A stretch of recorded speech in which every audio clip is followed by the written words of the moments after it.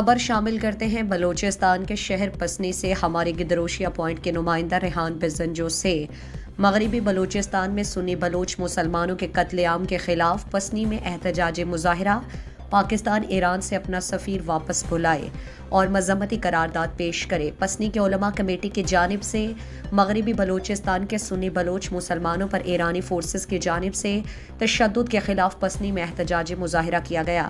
احتجاجی مظاہرے میں ایران حکومت کی سنی بلوچ کچھ پالیسیوں کی مذمت کی گئی۔ مقررین نے کہا کہ ایران میں سنی بلوچ مسلمان پر ایرانی فورسز کی جانب سے تشدد اور قتل غارت گری پر عالم اسلام کی جانب سے خاموشی کی مذمت کی گئی۔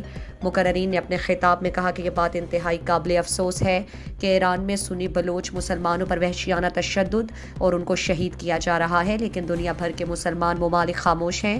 کیا ایران کے سنی بلوچ مسلمان نہیں ہیں؟ کیا انہیں صرف بلوچیت کے نام پر قتل کیا جا رہا ہے؟ انہوں نے کہا کہ ہماری نظروں میں دنیا بھر کے مسلمان برابر ہیں۔ جب تمام مسلمان برابر ہیں اور آپس میں بھائی بھائی ہیں تو ایران کے بلوچ مسلمانوں کے خلاف جاری جارحیت پر کوئی کشائی نہیں کی جاتی۔ احتجاجی مظاہرے سے مولانا ذاکر حسین، مفتی رحمت اللہ شاہ عباسی اور بھائی سلمان نے بھی خطاب کیا۔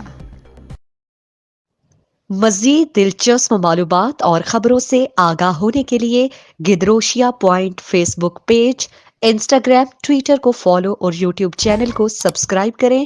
بیل آئیکن بٹن دبانا نہ بھولیں تاکہ مکران سمیت بلوچستان کی خبروں سے جڑے رہیں۔